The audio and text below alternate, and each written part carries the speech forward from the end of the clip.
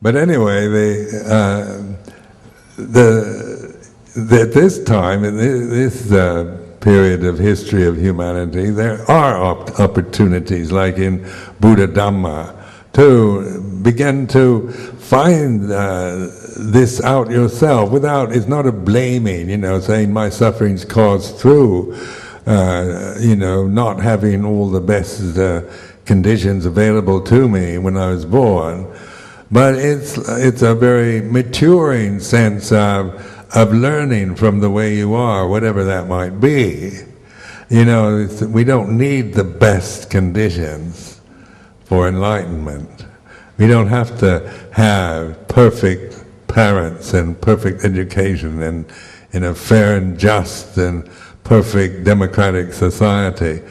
We don't have to have perfect health and all the best, even though that would be very nice, if one does have that. But with all the imperfections of our conditioned experience and our karmic inheritance, we learn from the way we are. This is developing the path of willing to observe the nature of conditioned phenomena, rather than judging it in terms of how it should or shouldn't be, or what its best possibilities could be that I don't have. Because that just tends to create more neurotic complications, and we never find a way of liberation from it. It just increases the complexity of the conditioned realm. With a teacher like Luang Por Chah, he was, he was very famous for his kind of directness, and I think that's what most of us who knew him or have followed in that tradition, what we like, because we are from, usually most of us are educated and we have acquired a lot of knowledge and know all kinds have very strong views about everything. But we don't know what we're doing till we start looking and observing. When I first went to stay with Luang Por Chah in 1967, I had a real interest in Buddhism, and I had a year of practice as a samanera, of practice of meditation. But the thing that I found challenging, living with a teacher like Luang Por Chah in a very strict Vinaya monastery in Thailand, whose language I couldn't speak, or the culture was very different from my own. Well, there was so much, it was a tendency to form views and opinions about it. To see in the way my mind would tend to form critical views of how things should or shouldn't be, or even patronizing views, because from a kind of modern American, very kind of avant-garde background on the West Coast of the States, into a very conservative rice-growing culture at that time. All the other monks were sons of farmers, rice farmers. And so it's easy to, on the personal level, to develop views and opinions. One could kind of be like elevate the simple rice farmer as much better off than the complicated, neurotic Sumedho seemed to be. That's one way. Or I could go the other way of, I have much more sophistication and worldly knowledge than they do. And but anyway, the whole effort of Luang Por Chah, his kind of way of teaching, was not trying to convince me of anything or take any position whatsoever, but to observe, to be the knower of what I'm thinking, the opinion, whatever it might be, what I'm attached to, and to observe for myself the power of attachment, which is the cause of suffering. This is what you do internally. It's not about blaming externally or forming views or critical attitudes about the conditions you're experiencing, but observing. So this puts us in what I call an intuitive state of consciousness, where there's consciousness and with awareness, combined with awareness. And then the Buddha's teaching, like what we used with the Four Noble Truths, was wisdom teachings, meaning we're not just grasping these words and these teachings, but we're actually applying them to the conditions we find within us. Now, the Four Noble Truths is not a teaching about one thing is better than another. It's pointing to the causes of suffering, and then a way of letting go of those causes to recognize, to have direct knowledge and insight into non-suffering. So this is what we call panya, or wisdom. Panya is the Pali word, translated generally into English as wisdom. And so this wisdom is a discerning ability. So it's not about judging, criticizing, comparing, because that's the thinking mind that we have. That's conditioned. But this is not conditioned. It's what you call a universal. It's Dhamma. It's a natural knowing, and you might call it a universal intelligence that operates through discerning the way it is. Now, the way it is, they tell me, Sumedho, about the way it is. And because people want me, they think I'm an expert. I've been a monk for so long. And so they would like, people would be quite willing to believe me, I think. Many people would, some wouldn't. But this is, it's not the point, it's a directing attention inward, to find out for yourself. This is not about the kind of meditation master position of, that I tell you what Buddhism is all about. The whole point of Buddha's teaching is find out for yourself. And so this is like the Pariyatti Dhamma, the traditional Pali teachings that have been so well preserved in the Tripitaka. That's what we call Pariyatti Dhamma, or the kind of intellectual presentation of Buddha Dhamma through tradition. And then, so there's Pariyatti and then Bhati-bhati. Bhati-bhati is the practice of Pariyatti. Taking the Pariyatti teachings and putting them into practice, so you have the insight yourself. Because the teachings are not magical formulas that by being able to recite them you have a awakening experience, but you do by putting them to work for you, investigating, using them to discern the difference between suffering and non-suffering, between self and non-self. We have this ability to discern the self, the ego, the sense of me and mine, that I found so difficult when I first ordained. The anatta I found difficult to understand. But as I developed the practice of meditation, vipassana, and insight practices, then I began to see the ego, the sakkaya ditthi, the sense of a self, as a creation, and which I could observe as an object in consciousness, rather than operating from the self or the ego as the way I experience life through my personality and my habits and views. So at this time,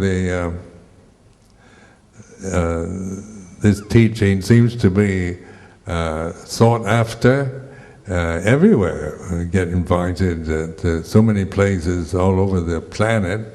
The internet, the mass media, and all the rest is now making the teachings of the Buddha available, immediately. Push a few buttons and there they appear.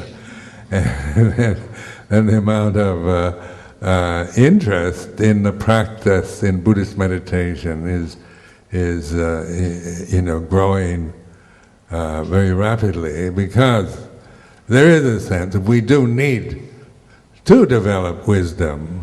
Just the manipulation of conditioned phenomena as we've been doing in the past is taking us to disaster. We're destroying ourselves through our own cleverness because we don't have the wisdom to know how to relate properly or deal with the conditioned realm that we're experiencing.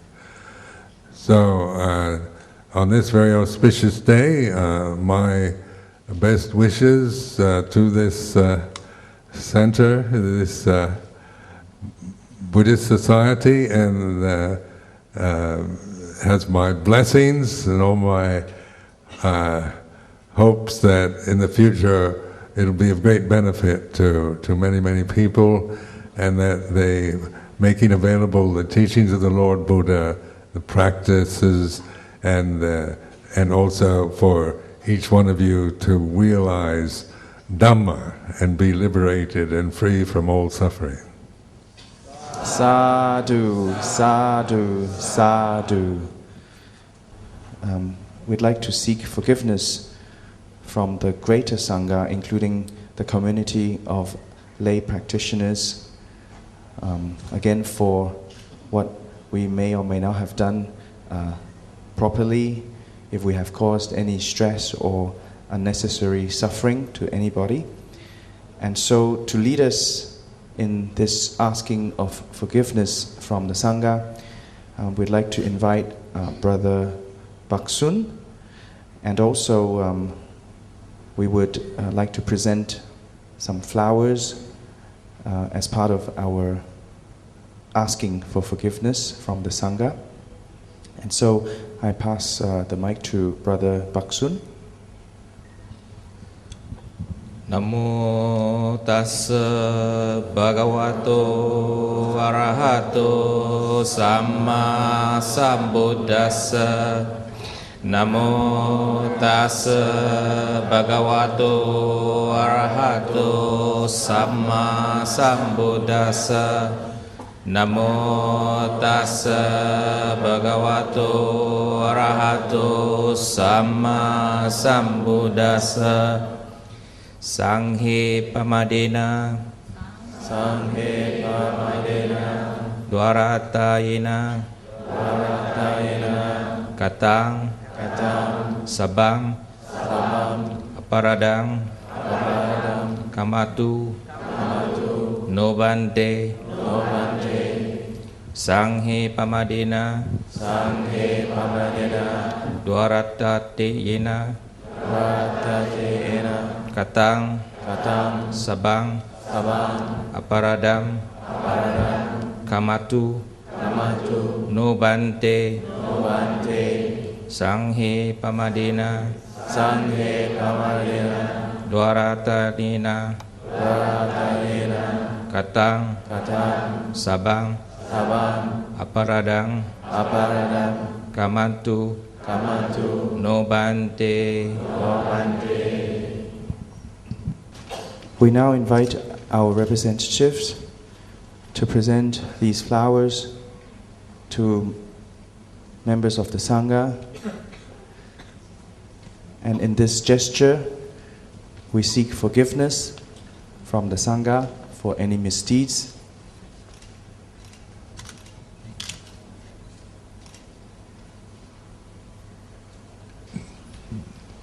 Yathavari vaha pura paripurenti sakarang evameva hitotinam vedanang uvakapati ititang vatitang dumhang kipameva samichatu sape purento sangapa จันโทปนรสโสยธามณิโชติรสโสยธาวัจจันตุสัพพะโรโควินาศตุมาเทภวัตวันตรายโยสุขิติขายุโกภวะอาภิวาทนาสิลิสนิจังวุฒาปัจจายโนจานาโรธัมมาวัฏันติอายุวันโนสุขังมารังสัพพพุทธานุภาเวนะสัพพธัมมาภาเวนะสัพพสังฆานุภาเวนะพุทธรัตนะธัมมรัตนังสังฆรัตนังดีนังรัตนานังอนุภาเวนะจันตุราสิติสหัสธัมมาญานุภาเวนะพิทาคาดายานุภาเวนะชินัสสะญานุภาเวนะสัพเพเนโรคาเปเนพยาสัพเพเนหันธรายาเตโอภาทวาสัพเพเนโทนิเมธาสัพเพเนอวมังกลาวินาสันตุวายุวัฏโคธนวัฏโคสิริวัฏโคยสวัฏโคพลวัฏโควันวัฏโคสุขวัฏโคโหตุสัพพันธะทุกขโรคภัยเวรัส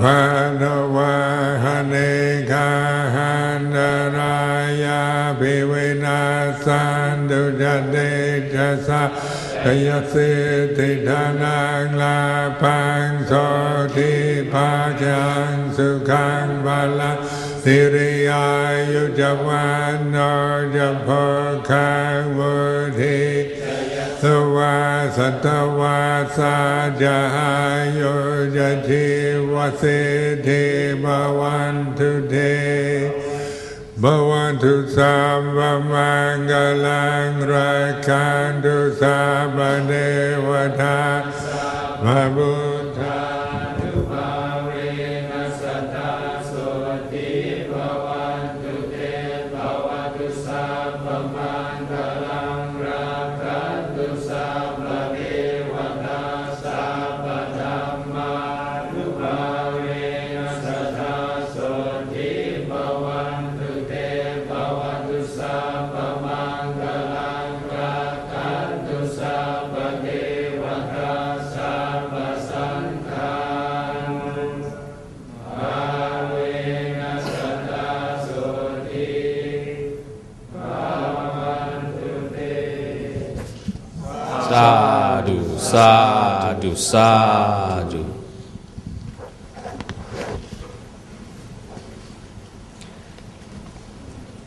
อะระหังสัมมาสัมพุทโธภะคะวาพุทธังภะคะวันตังอภิวาเทมิสวากขาโตภะคะวะตาธัมโมธัมมังนัมมัสสามิสุปฏิปันโนภะคะวะโตสาวกสังโฆสังฆังนัมมามิ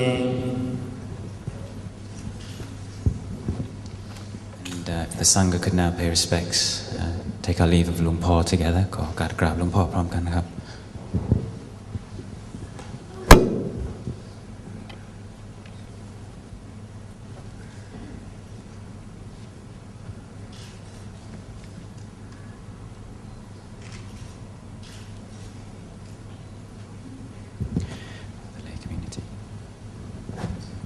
Okay, let's pay our respects to the Sangha.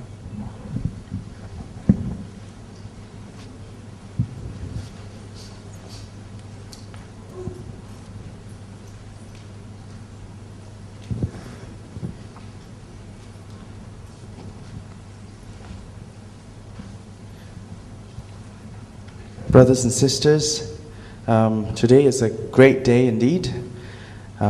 We, in particular, would like to express our deepest gratitude to members of the Sangha, and in particular, Ajahn Sumedho, for spending this morning with us. We also are greatly indebted to a lot of friends of the Dhamma who have supported both in terms of finances as well as in kind and in voluntary work in making today possible. And we want to also express our gratitude to all of the members of the Sangha who have traveled great distances to be with us. And so to close this morning's session, let us show our deepest gratitude and appreciation with 3 sadhus. Sadhu, sadhu, sadhu.